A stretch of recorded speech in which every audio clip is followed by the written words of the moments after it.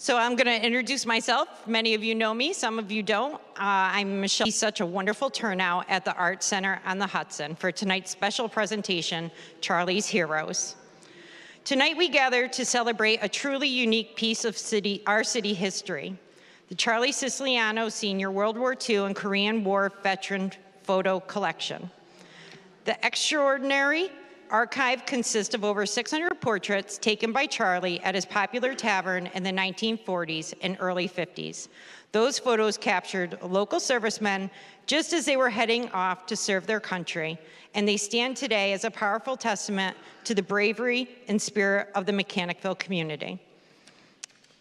To help us dive deeper into the stories behind these faces, we are joined tonight by Carola, a veteran journalist and historian with over 30 years of experience, including a long and distinguished career with the Associated Press. Chris has worked tirelessly alongside the library to ensure that the legacy of Charlie's Heroes remains alive for future generations. He has interviewed many of the veterans and families featured in this collection, bringing a wealth of personal and historical insight to this project. So please join me in welcoming our speaker for the evening, Chris Carola. Great. Thank you, Michelle. Thanks, everyone, for coming out. I know it's Mechanicville. We got this many people in the same room, and there's usually a 50-50 raffle. It's usually run by a guy named Louie, or some guy with a nickname, Snorri, Sleepy, Frosty, Clinchhead. Some of those guys are in this collection. Unfortunately, they're all gone now, but some are in this collection. And I want to thank Michelle Duell. Towards the end of the program, I have a list of people I thank for bringing this all together. But right off the top, I want to give a big shout out to Michelle, because back in the fall, I went to the library and said, hey, Michelle, I got a great idea for raising some money for the Siciliano photo collection. And it's going to involve more work for you. And to Michelle's credit, despite all she had going on in her life, she didn't hesitate. She said, it's time. Let's do it, Chris. Let's do it. So here we are. So please give a round of applause for Michelle. Thank you. Yeah, thank you. She and her staff do a great job down at the library, and the board of directors, who I've been working with also. Raise your hands, the members of the board of directors. I know you're here, Marilyn, and Debbie, and raise, yeah. They're really dedicated to making that the best library you could possibly have. And well, Mechanicville's a small town, small library with a small budget. They just haven't had the financial resources to take on this type of project. So that's why we're doing this now. Like I said, there's no raffles, no other baskets being raffled, but we're doing a fundraiser. It's underway. The platform is up and live. And towards the end, I'm going to show you how to donate if you so desire. Because you have something really special here, folks. And I'm going to tell you why it's so special. It's not me saying it. It's not Michelle. It's the people that are experts in this type of thing. Everyone that I've introduced to this collection are just amazed by what we have here in Mechanicville. I also want to thank my brother Don Carola and Dave Zerlo for bringing those the 3 frames. 3 of the 8 frames from the library are here. Thanks for bringing those over, guys. I encourage you to take a look at them. You're going to see and hear some familiar names here and some old faces. I encourage you to go online and look at the collection. It's really, really amazing. I want to thank my friend Randy Patton for producing these blow-ups here, these poster size. And through modern technology, they're very clear. It looks like these guys could walk out of these pictures today. Thank you, Randy, for doing that.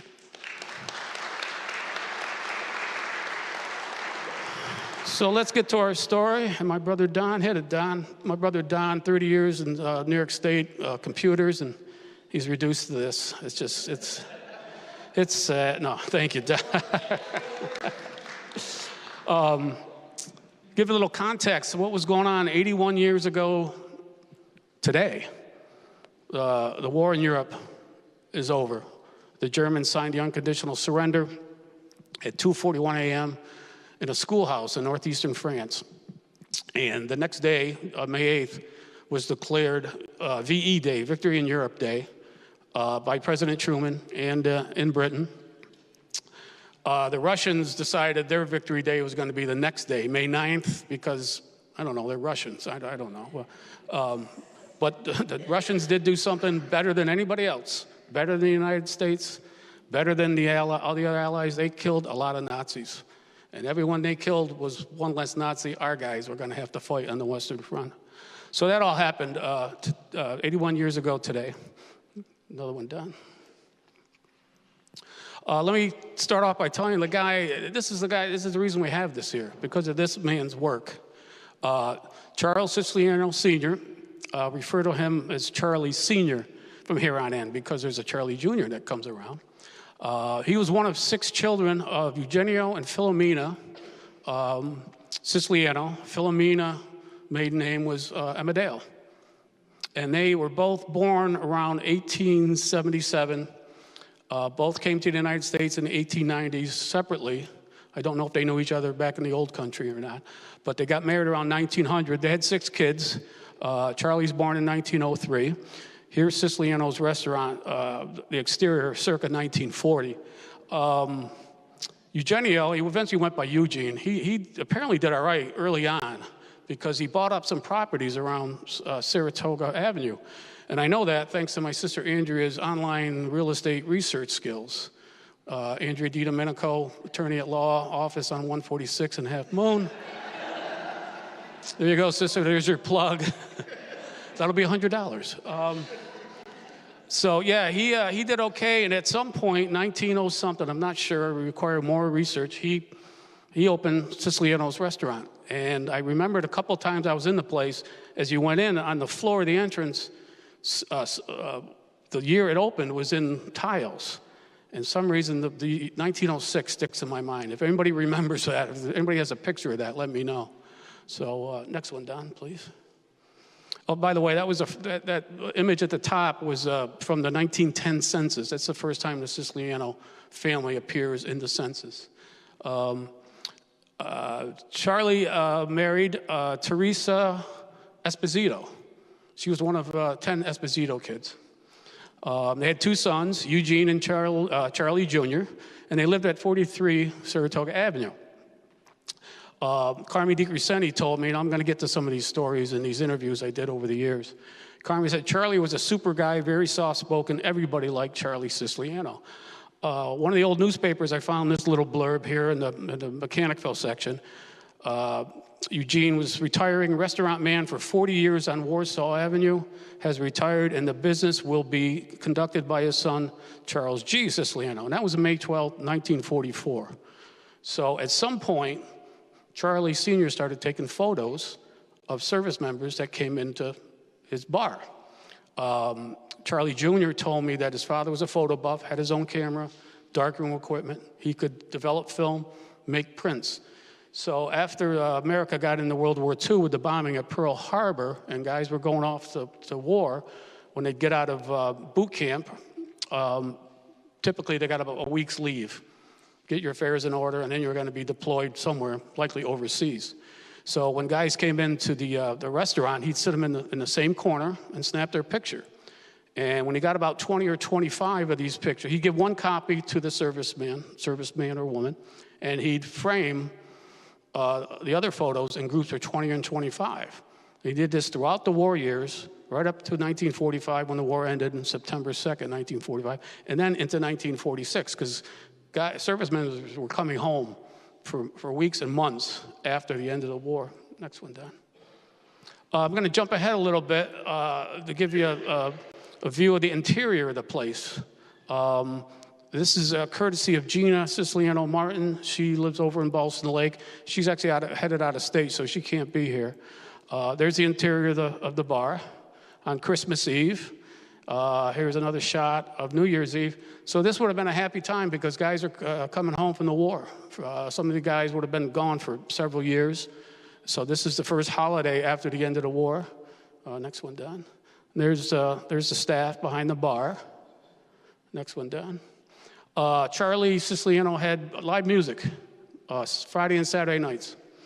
And one of the guys that would play there was Carmi DiCrescenti, and I'm going to mention that in a little bit. Next one, Don. There's Mrs. Siciliano on the left, Tony Amadeo, and Eugene Siciliano, her son, her elder son. And that's Tony's in the collection, one of their bartenders. There's a corner of the bar. You're going to be seeing a lot of that going forward here.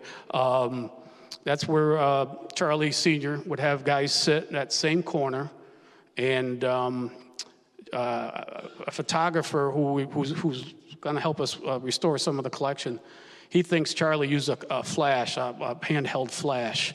And he had a large format camera. That's why these images were so clear. Charlie knew what he was doing. Oh, go back to that, Don. That image is from a video they did here in town 20-something years ago. And it's really neat. And at one point, the narrator said Mechanicville had about 45 bars and taverns during this era. And it was a really well-done video, narrated by my friend Tim Higgins. Tim here? Tim? He's a lawyer, too. Route 9 in Malta. That'll be $200, Tim. Andrea gets the family discount. So, yeah, here's a picture of Eugene. His son Eugene went into the Navy in 1943 and wound up catching the end of the war in the Pacific, and then did did occupation service. Like I mentioned, I interviewed Charlie Siciliano Jr. Charlie was a longtime school administrator in Saratoga Springs. He died just a few years ago. And he's one of the times I interviewed him, he told me what you see here, just before World War II broke out. My dad's place and Joyce's Log Cabin, remember that place? Were two of the popular night spots in the area. When the guys got drafted, they'd come home and they'd go there. My dad thought it would be a good idea to take pictures of them. Charlie Sr. was basically doing it as a hometown morale booster, basically, to honor the people he knew that were going off to war. The people going off to war would have been his friends' children.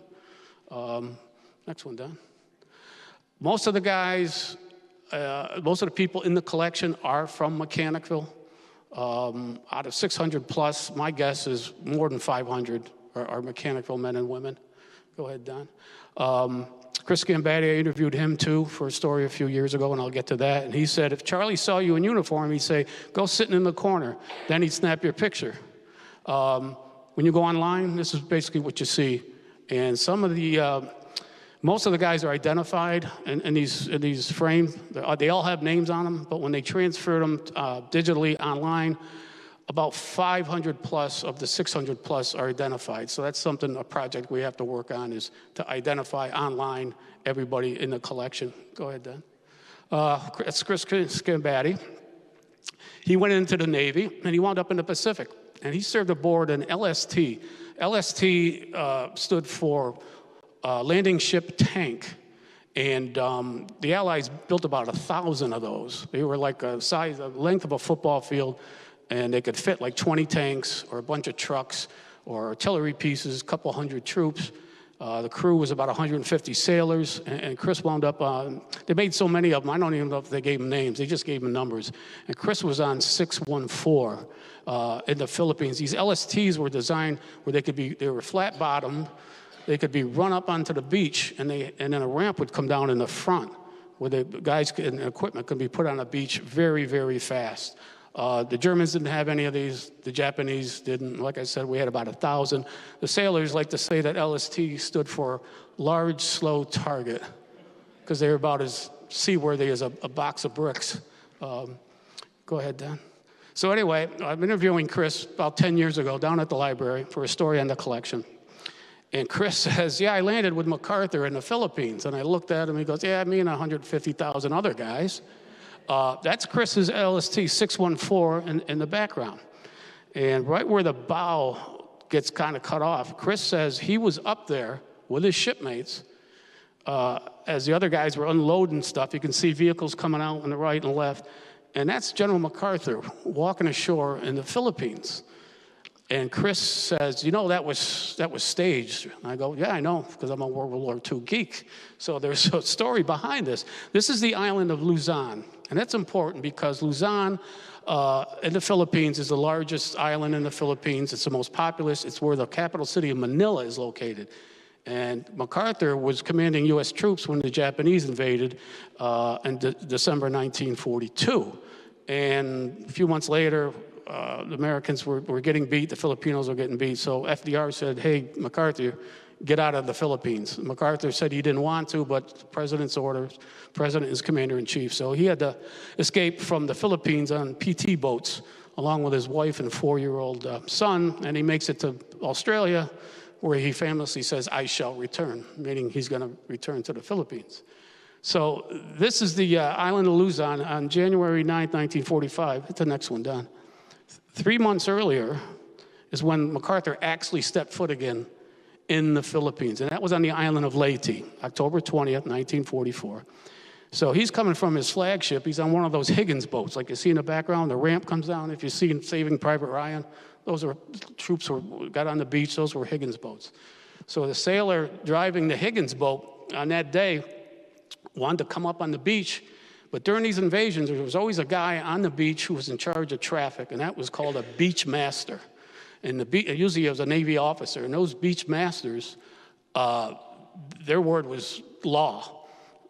President FDR could show up at that moment and say, I want to land there, and this beachmaster could tell them, go down there, and they'd have to do it. Somebody had to be in charge of traffic.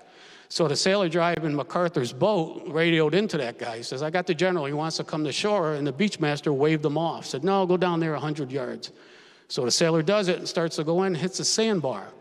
Now they're stuck 50 yards away from dry land. And he calls the beachmaster again. He goes, I got the general. He wants to come in. What should I tell him? The beachmaster says, tell him to walk. The water's fine. So the sailor dropped the ramp and said, everybody's got to get off. MacArthur was real good about with public relations, real good at using the media of the day. And the media of the day were newspapers, wire services, newsreels, radio. So we always made sure there were photographers around whenever he was going. So sure enough, photographers took this image of him, and all the captions and all the newsreel narrations said the same thing. A determined-looking General MacArthur wades ashore at Philippines, fulfilling his vow to return, yada, yada, yada. Well, that's not a determined look. That's a pissed-off look. Because now his pants are wet, his shoes and socks are going to be soggy till he can get back to his flagship and change his clothes. So he comes up, but within a day or two, this image is in all the newspapers. The newsreels a few days later, before you went to see a movie, the war news would come on. And the morale boost that this gave to the people back here was amazing. And word of that got back to MacArthur. So go back one time. So 3 months later, when it comes time for a really big landing, an even bigger landing, he's coming in, and the sailor, the Navy remembered that he was ticked off. So the Navy Seabees built him a floating dock just off to the left here. And so when the sailor called the beachmaster, he goes, I got the general, we're coming in. And the beachmaster said, sure, we got a dock waiting for you. And MacArthur heard that and said, nope, just go straight ahead. Because he had photographers on the beach to recreate that. And this photo was taken by a very famous photographer of that era, Carl Meidens of Life magazine. This is one of the most iconic photos of the entire Pacific War. And Chris Scimbatti is somewhere up on the bow of that ship watching all this. So that's a Chris Scimbatti story.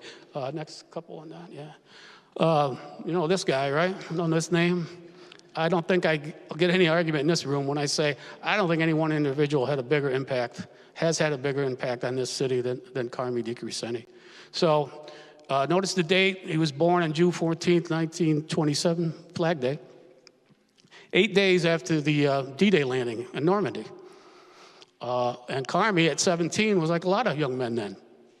He wanted to get into service. He wanted to get in uniform. He wanted to serve his country. For a sense of patriotism, sense of adventure, also like a lot of guys his age, he wanted to get in uniform so he could meet girls. That was a thing during World War II, because if you were of military age and you weren't in the service and you looked fine, people looked at you like, why aren't you in uniform? My father's in uniform, my brothers, my cousins, my neighbors, my classmates. Something wrong with you? Something wrong with you physically, mentally? You're a draft dodger? There were people that dodged the draft back then. Carmi told me he wanted to get in uniform because girls would then talk to you. But he was only 17, and at 17 you needed a parent's signature to enlist. And Carmi's parents apparently said, no, you're not going in at 17. He was still in high school. So what he did was he forged his father's signature on the enlistment papers. And what he told me for one of the stories was, and I didn't put it in there, he did not want to go down to the Navy recruiting station in Albany because he might run into somebody from Mechanicville who would say, hey, Carmi, what are you doing? You're 17. So he got on a bus and went to the recruiting office in Syracuse. And sure enough, CJ shared his father's enlistment papers with me. And it says date of enlistment and location was Syracuse, New York. And Carmi told me from one of the stories I did, most of the guys worked at the mill or on the railroad. After they went into the service, it was almost like a ritual to go to Charlie's when they got home. He wound up serving on the USS Texas, which is a battleship. The Texas served in the fleet at Normandy. It shelled a bunch of German positions that helped that effort. And wound up, by the time Carmi got to the Texas, it was in the Pacific. He was in the ship's band. A lot of those larger ships had full bands, especially the aircraft carriers and the battleships. Go ahead, Don. That worked. Yeah. Oh.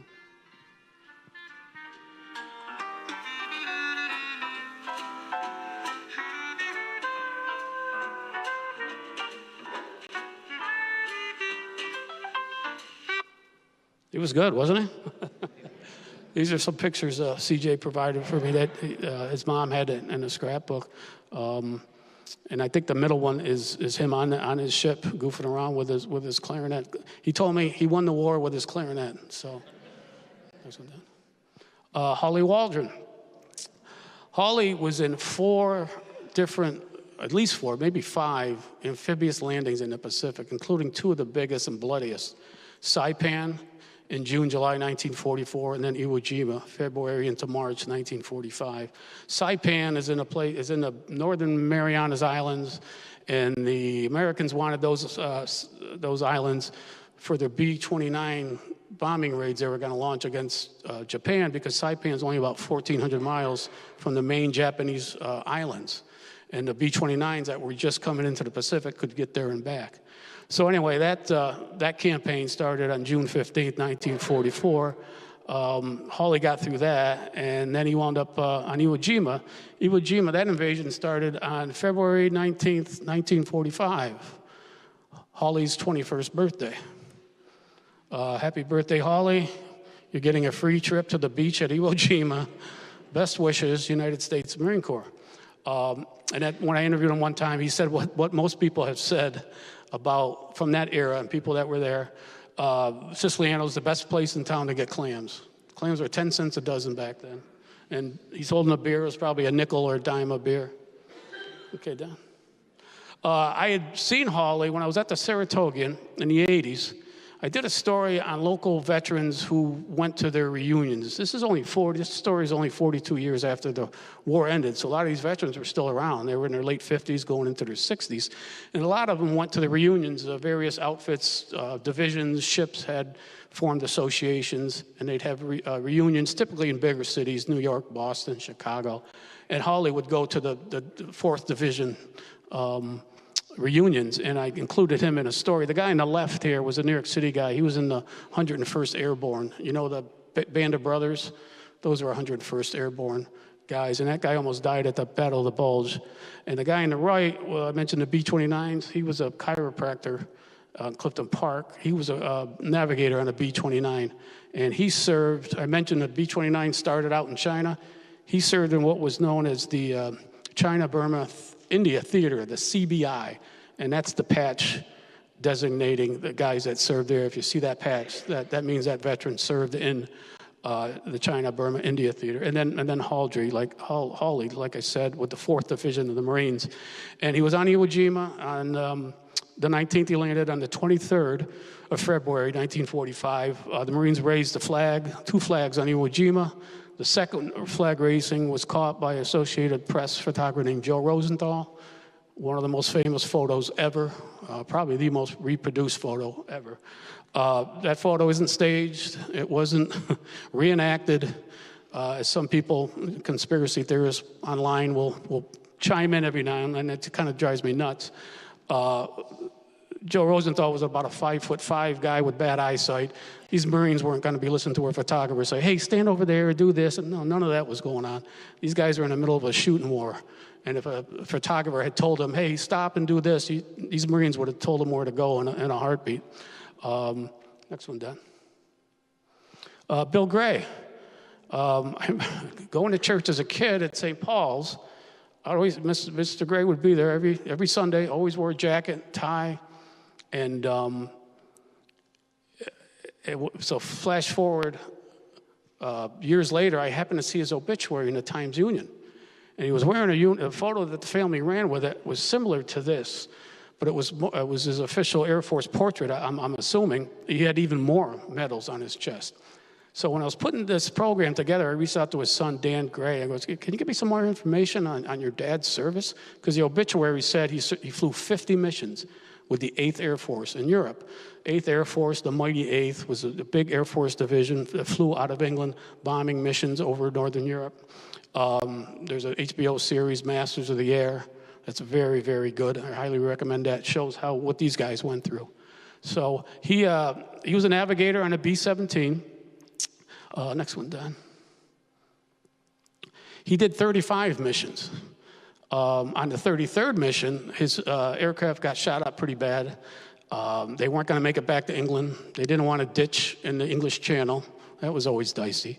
But their landing gear wouldn't go down. So Bill Gray checked his maps, and he found an abandoned airfield in France that the Germans had retreated from. And they did a belly landing. That means no landing gear. And they did it on one engine. B-17s had 4 engines of the Flying Fortress. They had 1 engine, and they barely made it, and they survived that. And he got the Distinguished Flying Cross for that. It's one of the highest awards for that. So he did 35 missions, and at that time, when you did 35 missions, you were eligible to be rotated back home. Didn't mean you were getting out of the military. It meant you were going to be reassigned probably to a training unit, train more pilots, more navigators. Or there was a possibility he could get reassigned to an outfit that was headed to the Pacific. Well, apparently he said, I don't want to go there. So he volunteered to do recon missions. And the plane the plane that was used for some of those recon missions was known as a Mosquito. It was British made, a fighter bomber, two crewmen, a pilot and a navigator.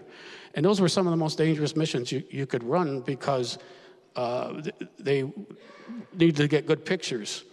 So they took out, for the Mosquito was very fast, 400 miles an hour plus. To make it even faster, they took out all the guns and ammo to lighten the load and replaced them with film equipment. And they had to fly low a lot of times to get good shots. And it would have taken maybe one lucky bullet to bring this plane down and no time to bail out. So he did 15 of those. I guess Dan recently told me when his wife back home in Syracuse found out that he volunteered for 15 for more missions, that didn't go well with Mrs. Gray. So he did another 15 and gave him an even 50. There are a lot of guys that actually did 30, 40, 50 missions, but 50 missions, they were the exception because after you did your 10th mission over there, chances of you getting out unscathed, wounded, captured, or dead, the odds were against you at that point. Oh, and this is what I want to point out.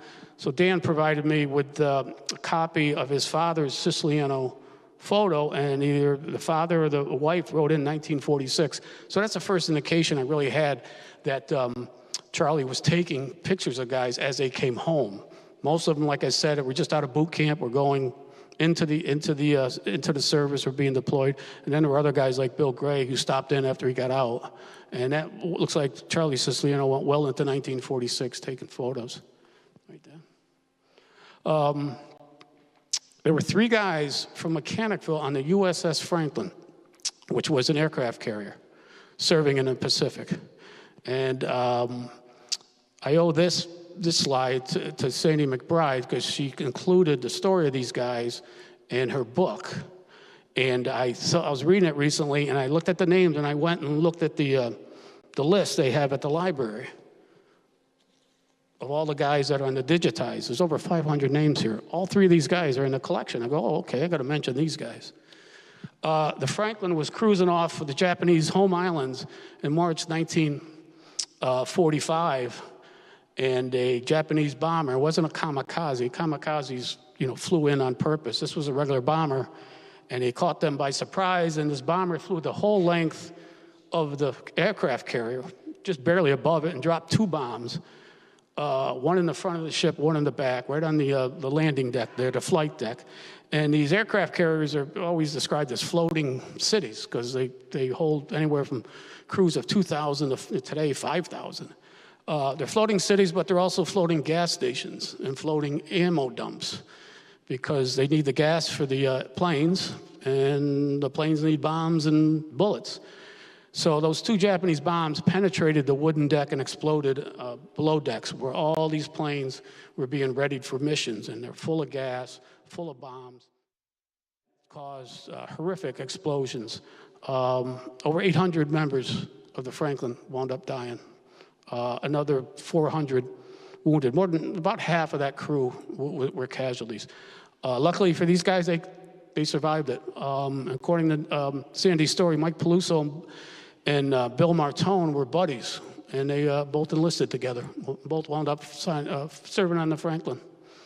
Right there.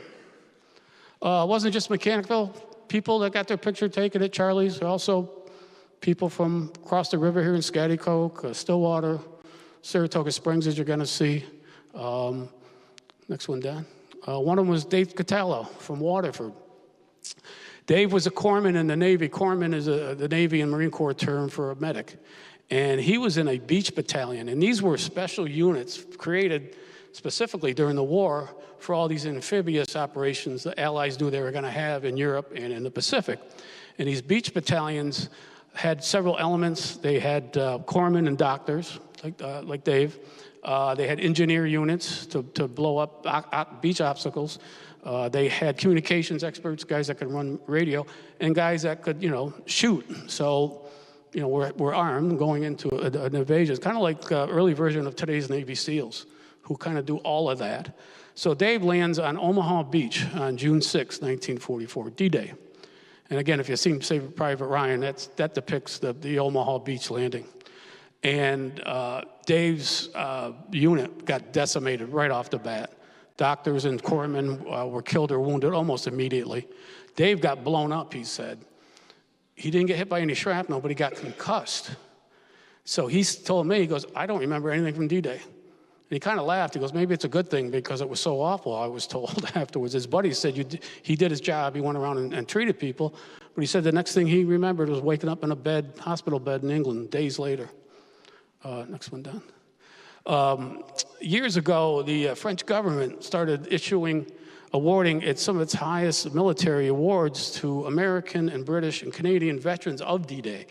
And a few years ago, Dave was among a group of New York veterans who were awarded these French medals at a special ceremony down at West Point. And I interviewed him afterwards, and that's when he told me. I remember going up in the air, and that's all, when he got blown up. That helmet is in the National World War II Museum in New Orleans, in their collection. And that's that same kind of helmet he would have worn, because that helmet is from his unit, another veteran who made it through. He was one of 4 Catallo brothers from Waterford who served in World War II. They all made it home fine.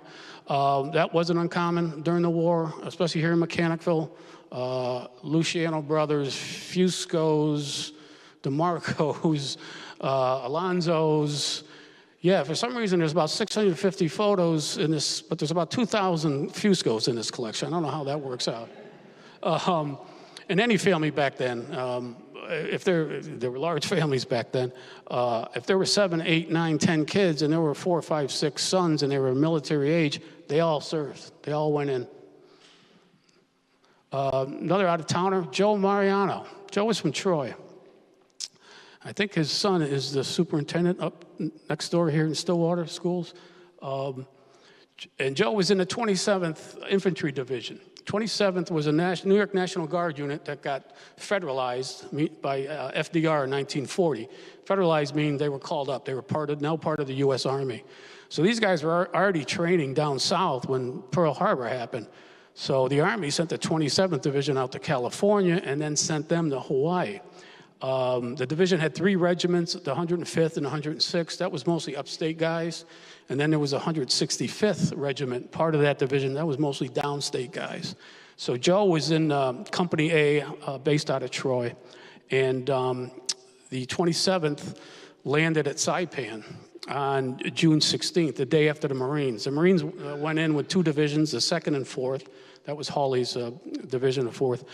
And the plan was to keep the 27th out at sea on the transport ships as what they called a floating reserve.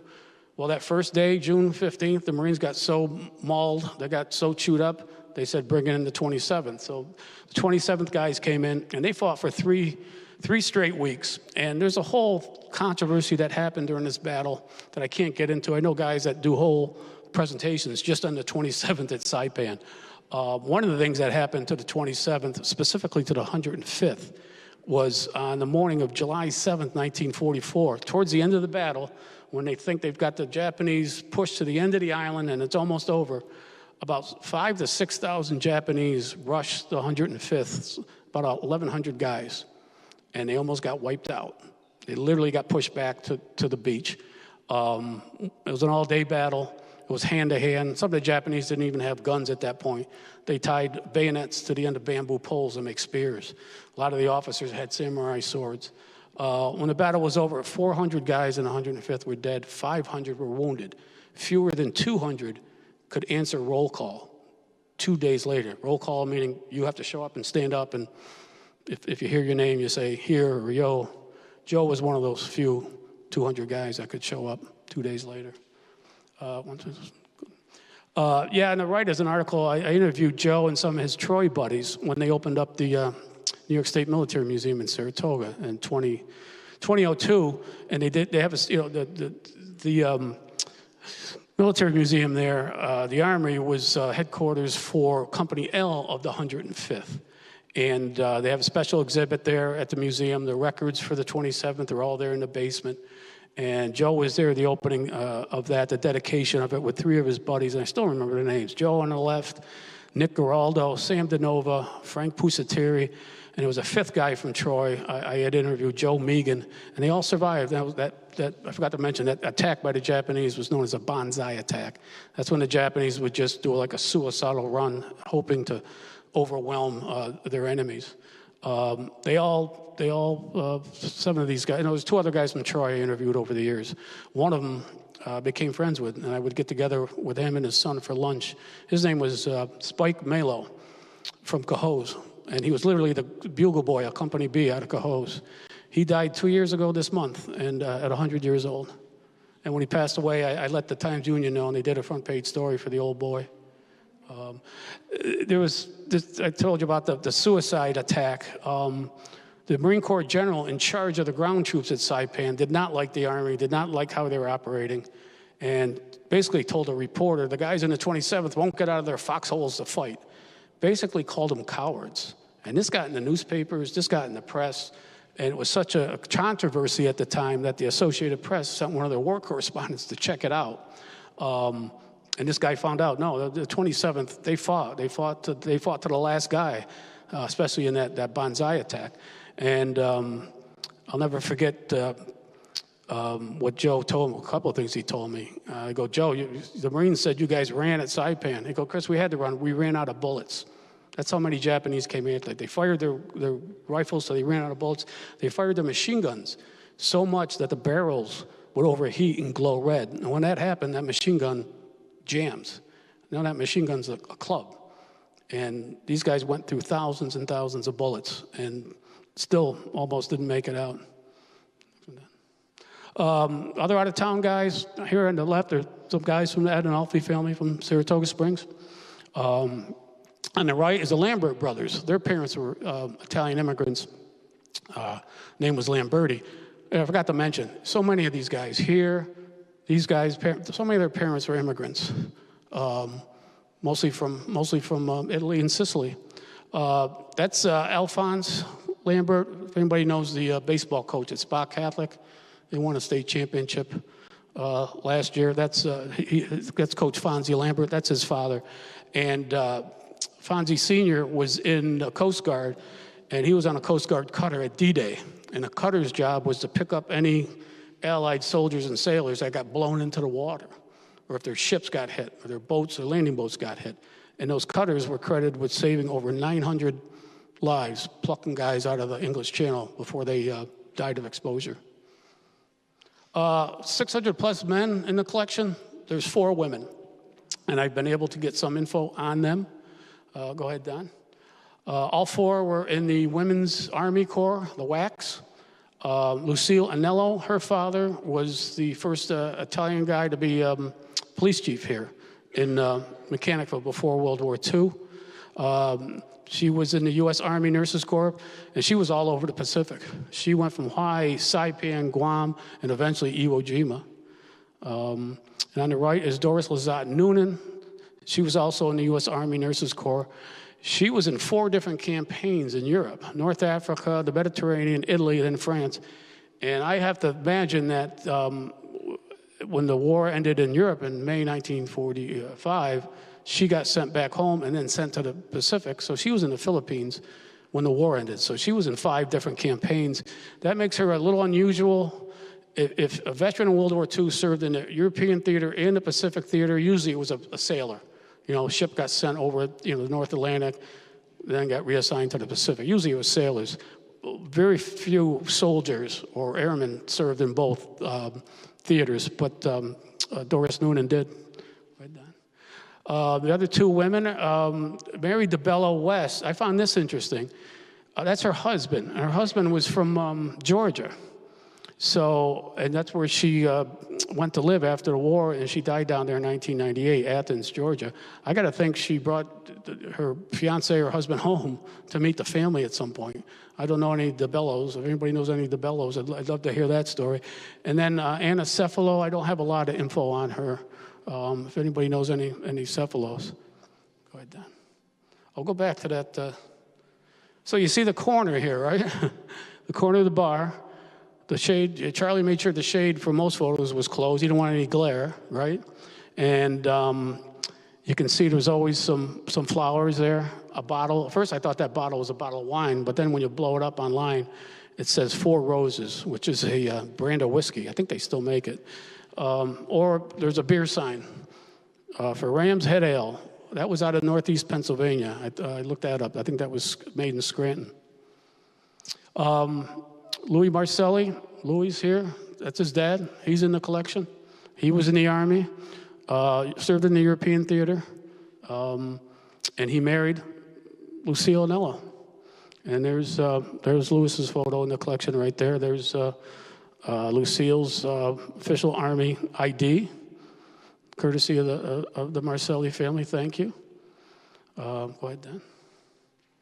I've done 5 stories on the collection over the years, including the one that was just in the Express last week. First one I ever did was when I was at the Saratogian. And I didn't realize it until later. That was published on February 19th, 1987. It would have been the 42nd anniversary of the start of the Iwo Jima campaign. So I did this feature story for the Saratogian. Charlie Siciliano had passed away in 1982. Frank Costanzo had taken over the restaurant.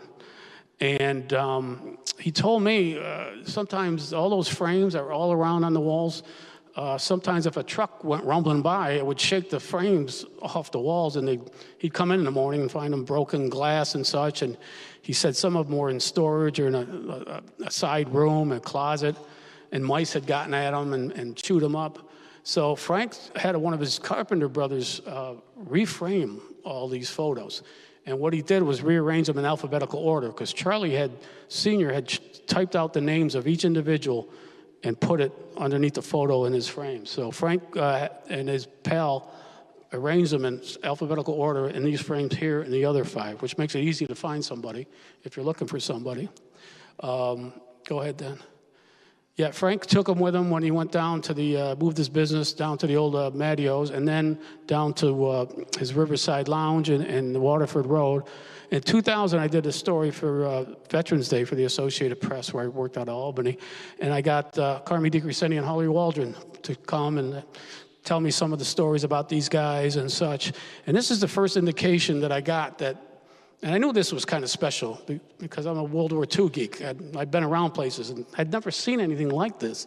But sure enough, this guy, this history professor at Rutgers, author, expert on World War II, when I told him about this collection and stuff, he's like, the scope of it, the size, he goes, I've never heard anything like that. So, next one down. 15 years later, for the 70th anniversary, the end of the war, in August, late August, I did another story. For this one, I reached out to some of the guys that were still alive, guys in the collection. Chris Gambatti, Felix Farina, and Tony Luciano came down to the local history room where these photos are to tell me some of their stories and have their photo taken for my story. And for this story, by now, the World War II Museum in New Orleans, the National World War II Museum in New Orleans had opened. It had been open about 15 years at this point. And I got a hold of the leading curator down there. Now, this museum in New Orleans, they have 100,000 photos. They have thousands of individual collections that veterans and their families have donated. And when I talked then to this curator, she called this, and I sent her links to this. I sent her some of my stories. She called it completely unique. They didn't have anything like this. She knew of no other collection anywhere. And if somebody would know, it would be the World War II Museum. So, okay, done. That story, the Associated Press is a global, national and global news agency providing stories and images. So that story in 2015 was published and posted all over the country, from Honolulu, which is where Pearl Harbor is located. So I'm glad they used this story. Right to the East Coast, including Newsday on Long Island, one of the bigger Eastern newspapers. There's Chris. That's one of the photos that ran with the story.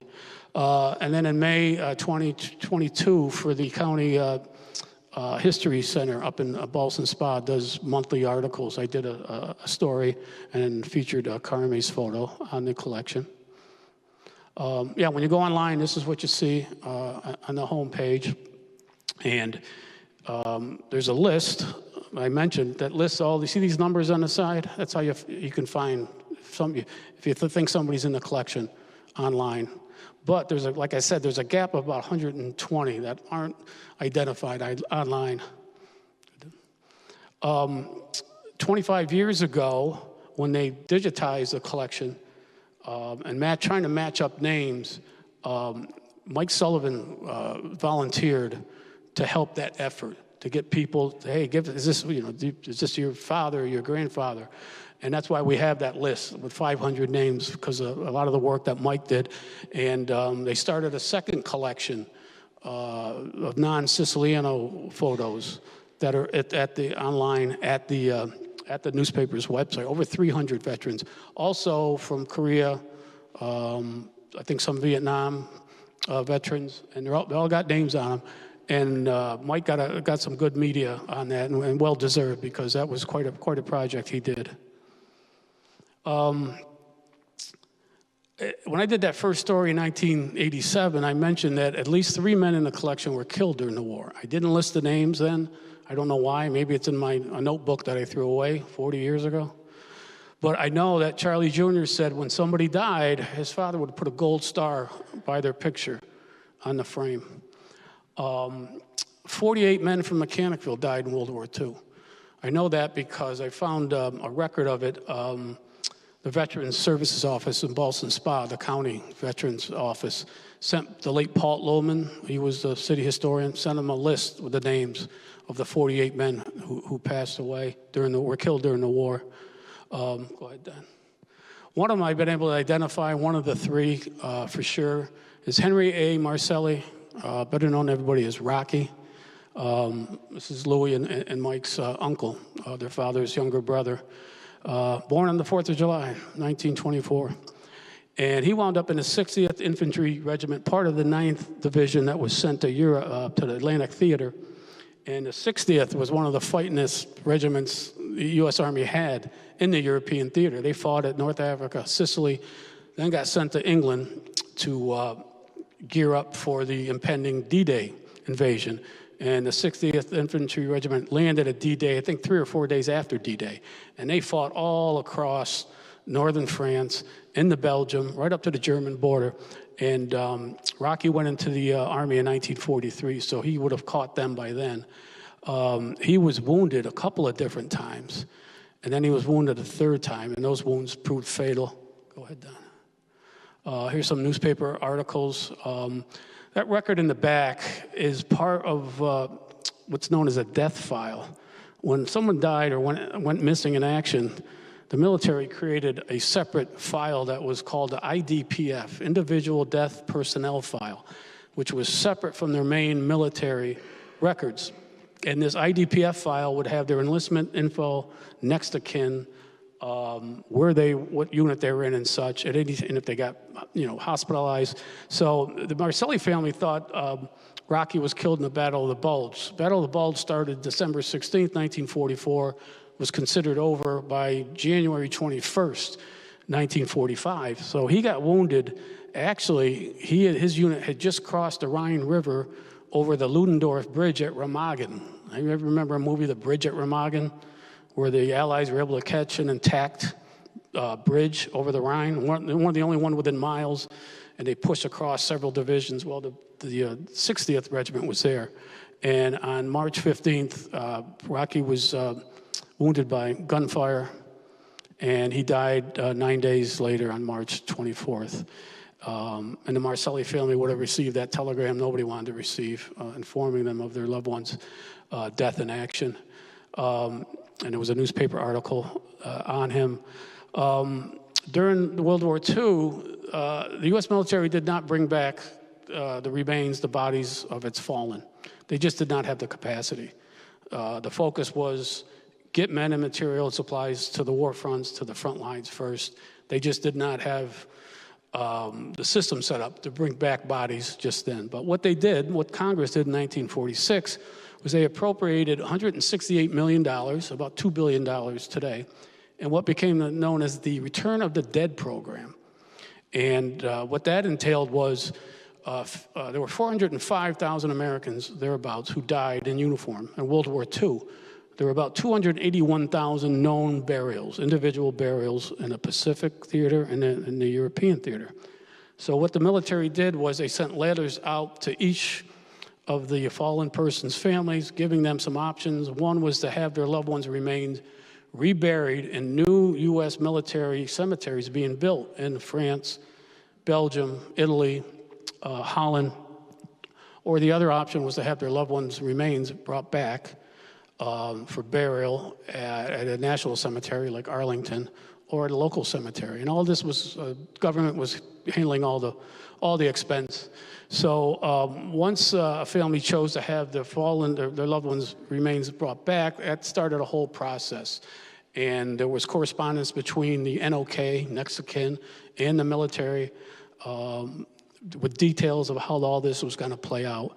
And those IDPFs, through my contacts from doing 8 World War II stories with AP, I reached out to a guy that has access to these files.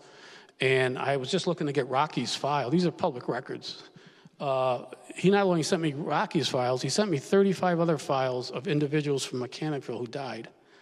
And those files, very interesting, very compelling. Some of them are just downright heartbreaking, because in it is correspondence from the, like I said, next of kin, usually a father, but the father is not around, it's going to be from the mother. Well, in Rocky Marcelli's case, it was his mother. His mother and father were Italian immigrants, Isidore and Columbia Marcelli. Isidore fought in World War I, and he was gassed, poison gas attack. And he died at a fairly young age after getting back home, which was kind of common for these guys that suffered mustard gas poisoning. So Mrs. Marcelli, her English wasn't good, and she couldn't write in English. So when the military asked the family, where do you want the remains sent? Do you want his personal effects? Her daughter had to write it out and a handwritten note to the military saying, yes, we do want his personal effects. And that's in the file.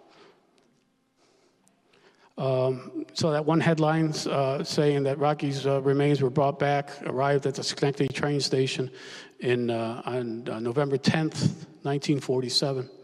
November 11th, Veterans Day, He was buried. Funeral services were held at Assumption Church. Marcelli family lived right there at 40, I think it was 41 William Street. And then a funeral procession went through from there, up Park Avenue and up to St. Paul's Cemetery. I mentioned the Return of the Dead program started in 1946. By the fall of 1947, the first sets of remains were being brought home from Europe and the Pacific. A freighter arrived in San Francisco in October 1947 with 3,000 flag-draped caskets. A couple of weeks later, in New York Harbor, another freighter arrived with 6,000 flag-draped caskets. And so by the time Rocky remains were brought here, he was the first of the Mechanicville war dead to be brought home for burial. And here's a whole procession. There would have been, this is his honor guard, the fellows that fired the 21-gun salute at the cemetery are here. There's an army chaplain. One of the newspapers listed the names of everybody in this detail here. And I went and checked the list of the collection. 12 of these 24 or so guys are in the collection. And these guys would have been guys that Rocky grew up with, palled around with, went to school with, and they were all veterans themselves. And I got to think most, if not all of them, were probably combat veterans. And that was typical of these sort of ceremonies. And like I said, a total of about 171,000 remains were brought back. So this scene was repeated in America starting in the fall of 1947, right through 1951 when the funding ended. And you could pick a newspaper in anywhere part of the country and probably find a story on the remains of a serviceman being brought home for reburial. Like I said, he was buried at St. Paul's Cemetery where they did a 21-gun salute, and there was a story about his funeral. Henry's buried next to his brother and his sister-in-law, and recently I went up to the family plot with Louie and Mike. All these guys are gone. Pretty sure. Mechanicville guys anyway, right? Anybody know anybody that's 102 years old, it's a World War II veteran and might be in the collection? When I was putting this together, I was going through some of the names, and I think Tony Fortune was kind of like the last man standing out of guys in the Siciliano collection. Because when he died on Christmas Eve 2 years ago, he was a couple of weeks shy of his 101st birthday. His brother, Mike, is also in the collection. Mike was in the Coast Guard. So maybe one of the Korean War guys might still be around. But I've asked around. I think they're all gone. Just some numbers and some faces and names you might recognize here. With the Korean, Charlie started taking pictures again during the Korean War, but not as many. There just weren't that many, as many people in uniform. But I think that pushed up the total number up to about 700. In those big 8 frames that Frank Costanzo had made, and by the way, thanks to Frank Costanzo. And then when he was down at the lounge at Waterford Road, his sister and the sister's husband, Carmen and Lee Heim, they held on to these too. At any point, they could have said, well, who wants these things? And they could have tossed them away, but they didn't. And that's why they're here today. Like I said, there's still an online version. There's some blanks where we got to put some names to them. We'll do that. Earl Wickstead on the B&B, Nate Conley, Sherry's dad, Felix Farina. I mentioned I interviewed him 10 years ago. Mike Zerlo, Dave Zerlo's dad, Ernie D'Alberto, Sal Cimino. Frank Iacobelli, there's 2 Frank Iacobellis in the collection. One from Mechanicville and one, I think, that's from Schenectady. And I find that one in the right-hand corner interesting because of the background. I think it's the only photo that's not taken in the corner of the bar. You can see the interior of the bar. I don't know why that is. Next one, Don. Some other random names and faces. And my brother-in-law Joe's father, John, and under him is Tony Luciano, one of 4 Luciano brothers in the collection. 4 Luciano brothers served. They all made it home. John Amadeo, Ed Dietz was one of our neighbors on First Street, and right a couple houses down was Nick Curto and his jewelry store, and Dr. John Enzine, whose former house is right here, right next door. This is how you can donate if you want to.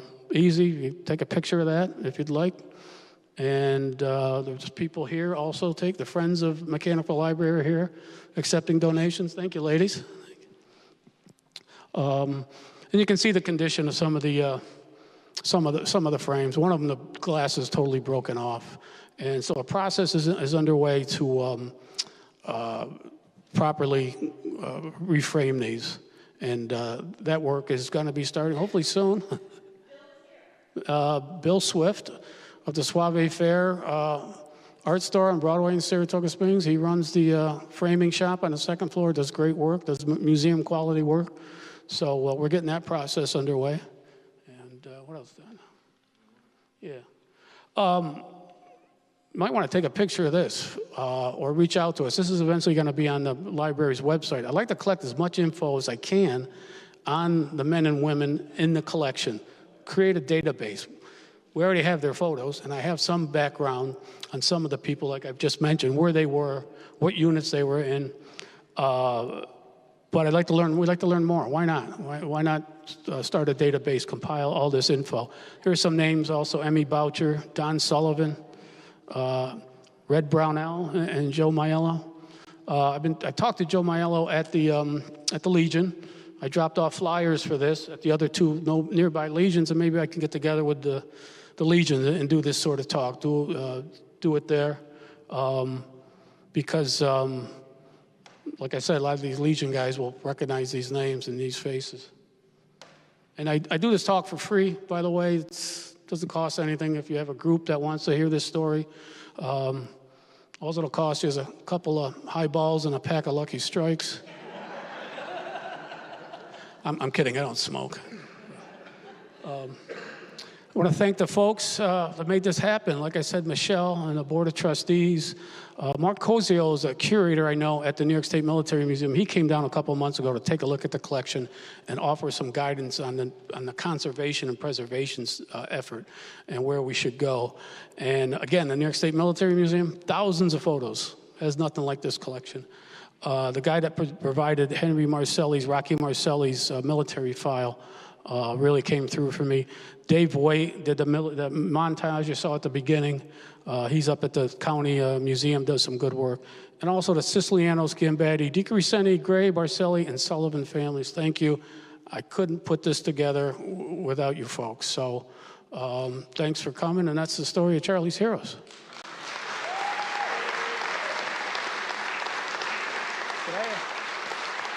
Is that the last one, or did I have something else? I put that up in case people want it. Oh, okay.